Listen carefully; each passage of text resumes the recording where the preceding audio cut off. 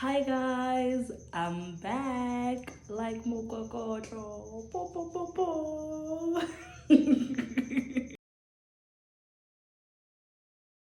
Hi guys, my name is Octavia Louia.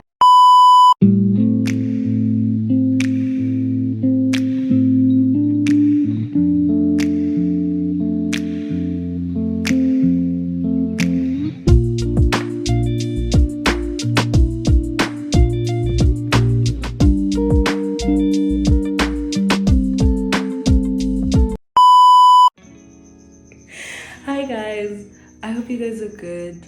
I hope you guys are good. Before I start rambling, a big welcome to anyone who's new to my channel. Don't forget to hit the subscribe button. Don't forget to turn notifications on so that you're notified every 5 months when I upload a new video. And to my OGs, man, thank you so much for sticking around and just for being there, not leaving, disappearing. Yeah, let's get into the video, right? Okay. I am so sorry for my disappearance, guys.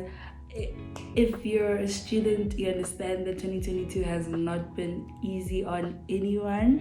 I mean, guys, I was literally drowning academically. I'm just so glad that this academic year is finally over. Honestly, I'm like so done with this year. And yeah, it's been one hell of a year. It's been such a roller coaster, and man, I'm just thankful to be alive even in this moment. It's just such a privilege to see myself alive and still so healthy, looking this good. Yeah. So if you follow me on my socials, you obviously know that I celebrated 2 years scar free. I celebrated 2 years free from self-harm on the 15th of November. And I actually gave people a platform to ask me questions about the whole journey. And well, I did get a few questions, and I think I will be able to answer all of them. Hopefully I won't drag this video too long. Or I'll probably make like a 2-part series whereby here I'll just like talk about it and then answer the questions on the next video, which will probably be short because I didn't really get that many videos. Also, actually, this also gives you guys another platform to ask me your questions in the comment section, so please do make use of that. So let's get into the video.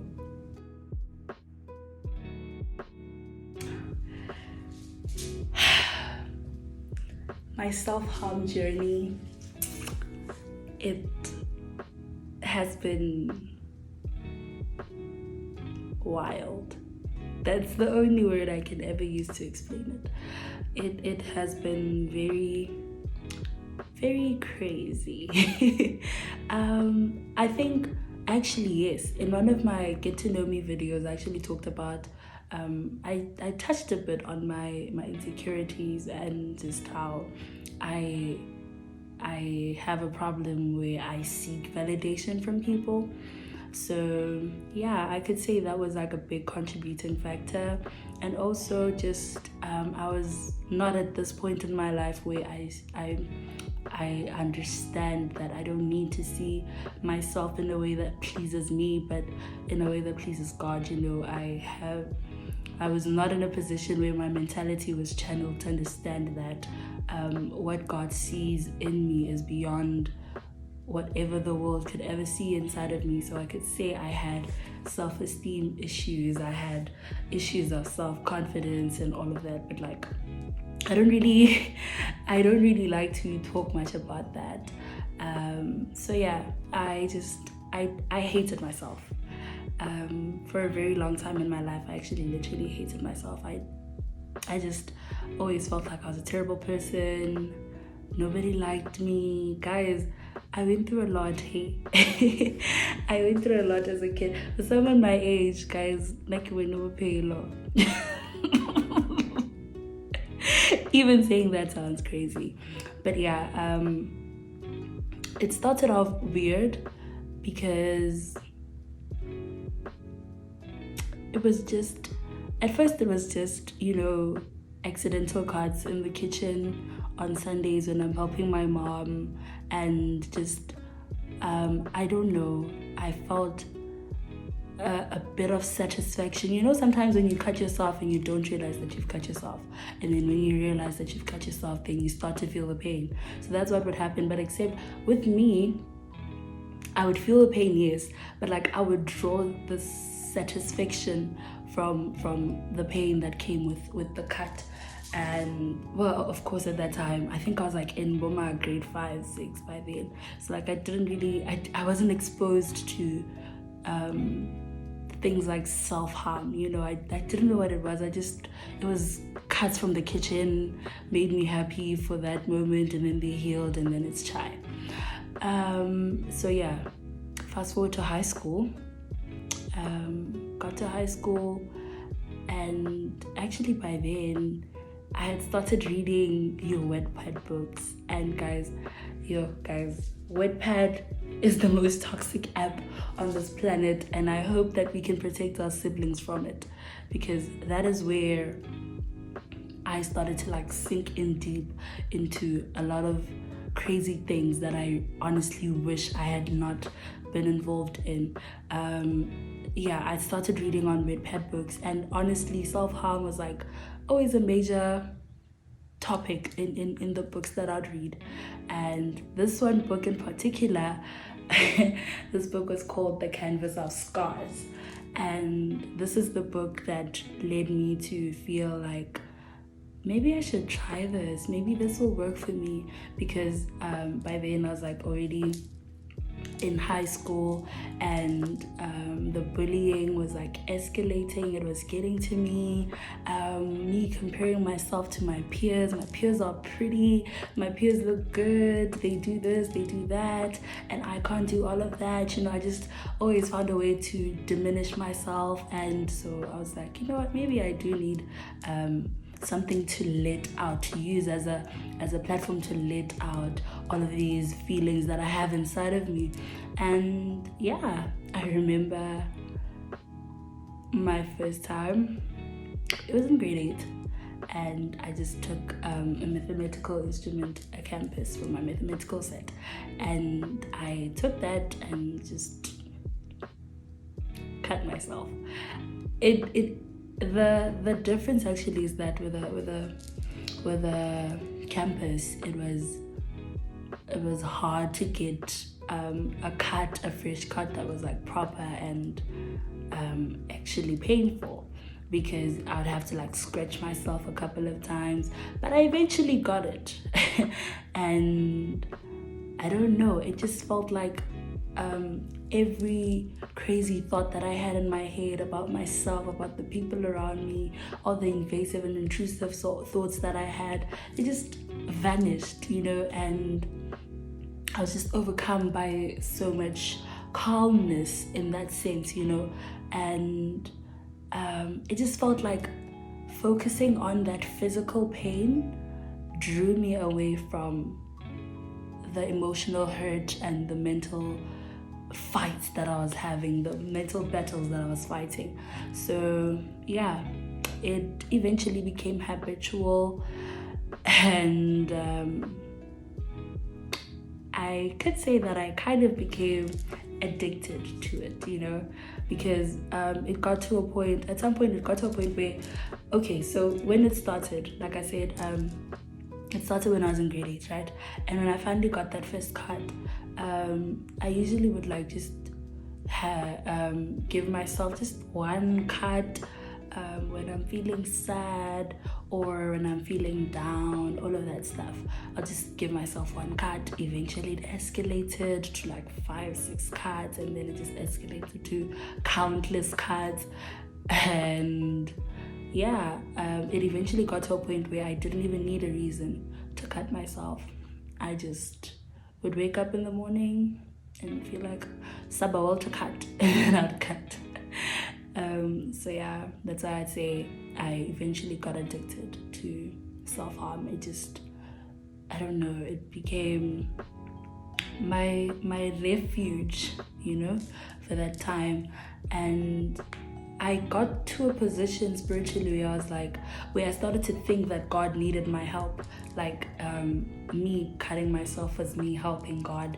Like if I feel sad about something and I pray to God about it, or if I need something to happen and I pray to God about it, then I cut myself so that I am doing my part and not letting God do all the work. Guys, I was just it was terrible. But yeah, so like I said, I eventually got to a place where I just do NJ just because. And when people would tell me, why don't you resort to prayer instead? Why don't you resort to talking to people instead? I've never been one to talk, hey? I've never been one to be completely open about what is bothering me. So talking was just like never an option for me. And prayer, it just felt like, okay, this self-harm thing is not something that you just pray away and all of that. I used to think that. I used to literally tell people, you can't just pray away self-harm, and it's like your oxygen. You can't live without it, and you can't control it. And the craziest thing about it was that when I was cutting myself, it kind of felt like I was out of touch with myself. Like I wasn't present, and then I would be present after the cutting, and then it would click.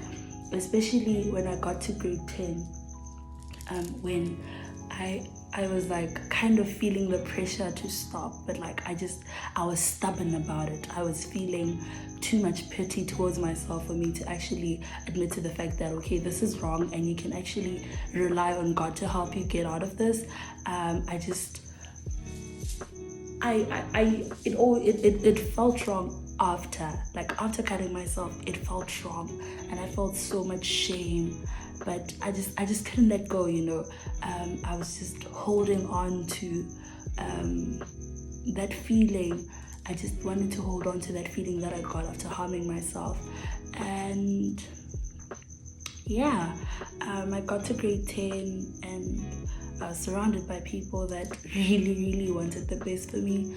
And even though I didn't see it at the time, or it was either I didn't really see it at the time, or these people were saying the right things to me but in the wrong way, especially for someone who's like in a state of mind such as mine. I feel like there's certain ways that you need to articulate yourself, so that a person can actually understand you and not feel condemned. And I was surrounded by other people that were like more condemning rather than supportive, and like trying to make sure that I actually get out of it. So yeah, but like I started to feel, you know what, I want to stop this. Sometimes I'd go like a week without cutting, and I'd just feel like, okay, this is it, I'm done. And then just something happens, I get triggered, and I just go back to it. And yeah, it was just a roller coaster like that until I got to grade 11, until 2020. 2020, when the year started, I was just so adamant to stop. I was like so adamant. I was like, you know what, I don't want this anymore. Also, I had developed so much spiritually, and I had learned to like fully rely on God, and it was like a leap of faith for me, just let me try to pray about it and not do anything and see how far God goes for me. That is what I thought to myself, and I was like, you know what, I'm going to stop this. And I gradually did.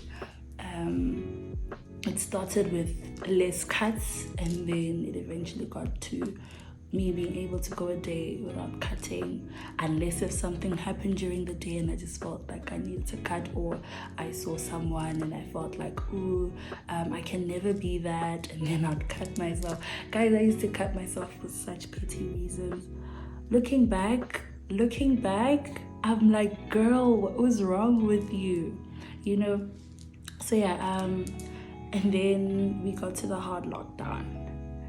And that was like in March, and I went for like 3 months.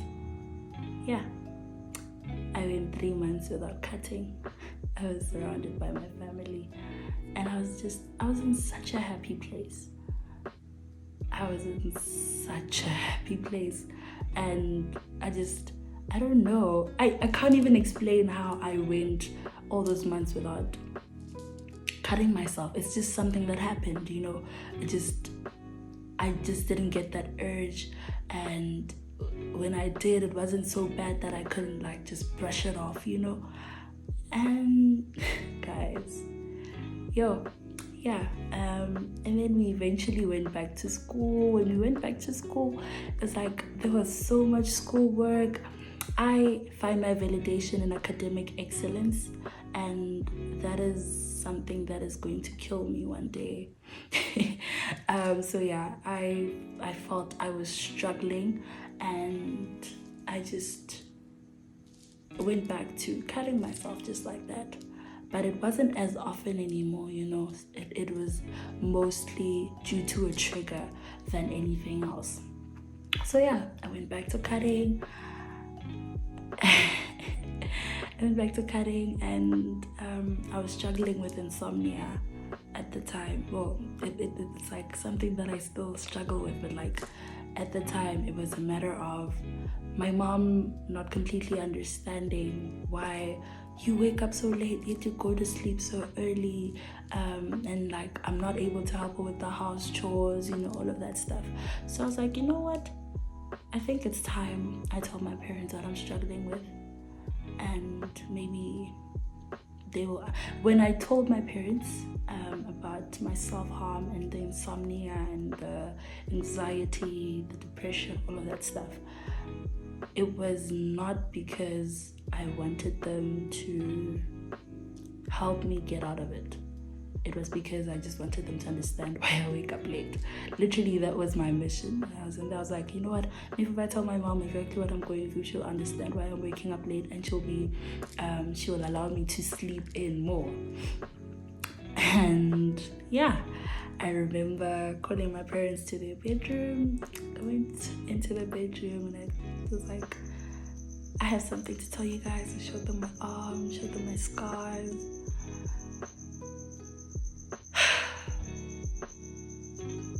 Yeah, that happened, and man, after that I received so much more support from my parents. Like my parents have always been supportive, but they just took it up a notch, you understand, in terms of they know I'm struggling with something, and it's something that I can fight against. They encouraged me to pray more. They encouraged me to read the word more. They just encouraged me to draw closer to God, and the closer I drew to God, the further I drew from self-harm. And yeah, I remember the last time I cut myself, it was during, I can't really say exams because we didn't have exams in 2020. It was just like tests, right? And I was studying. I don't remember which subject I was studying, but I just remember sitting on my chair by my study desk, and I just could not go on any longer. I just felt like my brain was completely stopped and blocked, and I couldn't take in any more information, and that was like literally bothering me. And so yeah, I just stood up. By then I already had a razor blade, and yeah, it hadn't been confiscated with my other sharp objects, you know. I managed to hide it. I don't know why, but like, yeah. I remember I took that blade and I went outside. It was so late at night. It was around 9:30 there. Kabula Labadi, and I went outside, locked myself out, and I sit outside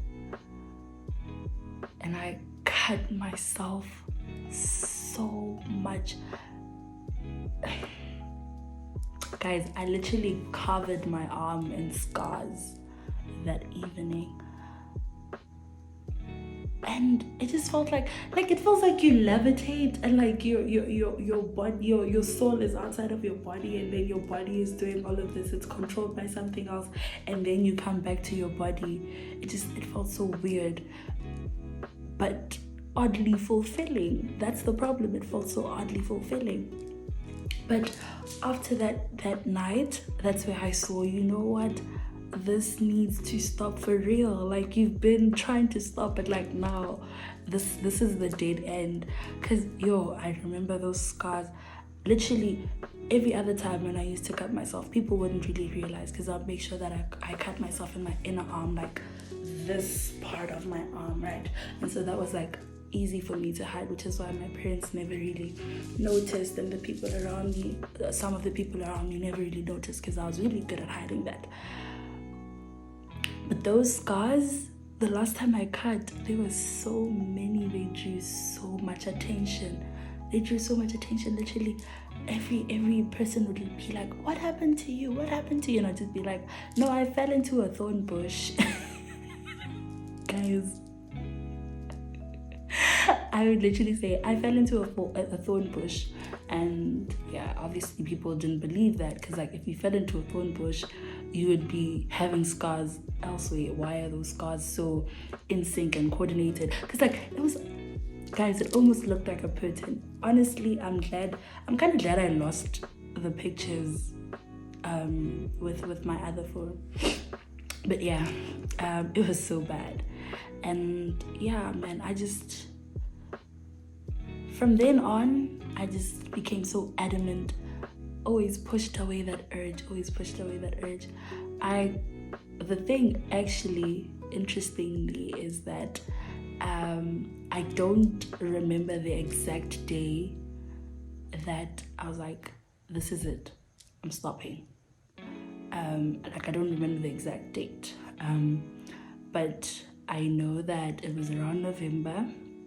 So I just decided I would use the 15th of November as a day of significance, and just take that day as the day that I celebrate my milestones in terms of my cleanness.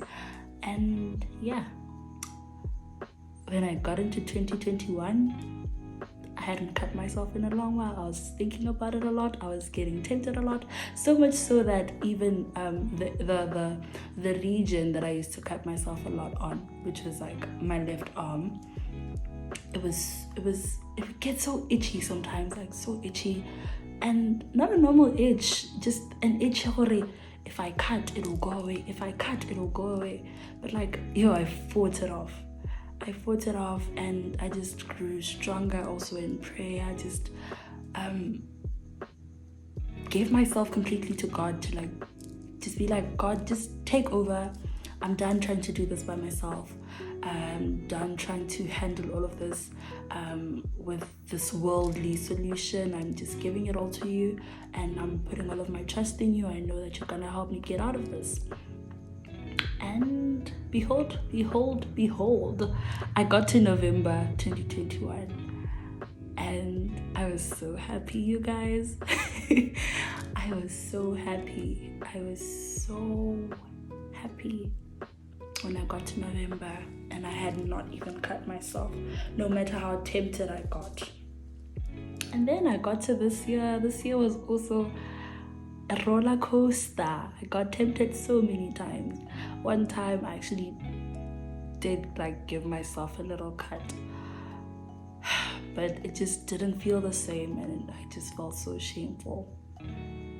And today here we are, 2 years in, scar-free. And guys, I couldn't be more thankful to God for just freeing me from the shackles of self-harm. Guys, it's such a terrible position for one to be in. It's so dark there. It's so dark and lonely. I honestly get so sad when I meet someone, or I get to know someone, and they tell me that they actually cut themselves, because I've been there, and it feels fulfilling at the time, but it also feels so terrible, because this is wrong and I need to stop this. you know, I'm just, guys, I'm just thankful to be out of that. And yeah, here's to many more years. I just want to give a shout out to all of the people that have supported me throughout the journey. First of all, my parents. I'm so thankful to God for giving me the parents that He gave me. I am extremely blessed to have my parents. I am so thankful for the support that they give me in literally every single area of my life. They make sure that I lack nothing, and I thank God for them each and every day. And there are so many of my friends that have supported me. I'm scared that if I mention names, I'll leave out others, and then I'll mention others. But you guys know yourselves, both from school, not both, from school, from home at Mahlasedi Park, from home at Sokhosese. You guys know yourselves, and I'm so thankful for you. I'm so thankful that God has blessed me with you guys. And also my best friend, who I can't not acknowledge, Katlero. I really love her. She's been so amazing, and I'm so thankful for her support. I'm just so thankful to everyone that has been praying with me, everyone that has been talking to me, everyone that has allowed me to bother them and offload, because I've also actually learned to talk a bit more about things that bother me instead of harming myself. So yeah, man, I'm just so thankful for the people that I have in my life. God has really blessed me with some really amazing people in my life, and I really look forward to more years scar-free, and just to keep glowing and worshiping God and just living for Him fully, and just striving to draw more people to Him. So yeah, I guess that brings us to the end of the first part of this video. I really hope you guys enjoyed this video. Feel free to ask any questions, because like I said, in the next video I will be answering questions. I will just wait until this video has reached you guys, and then I can record the Q&A part of it, so that I can answer the questions that I get in the comment section as well. So please make use of the comment section. If you've gotten this far and you still haven't subscribed, please subscribe, and also like this video, share this video. To anybody out there struggling with self-harm, I really hope that you find God, and I hope that God finds you, and I hope that God brings you the same amount of peace that He has brought me. I hope that you turn away from thinking that you can do it by yourself, or that God needs your help, or that God is incapable, and that you learn to fully rely on Him. I really hope you guys enjoyed this video. I'm going to wrap it up now. See you guys in the next one. Love and peace.